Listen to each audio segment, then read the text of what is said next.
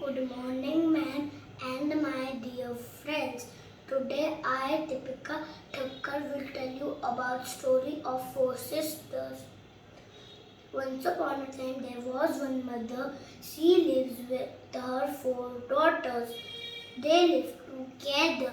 One day, the mother gets ill, so she calls her four daughters. Then they came.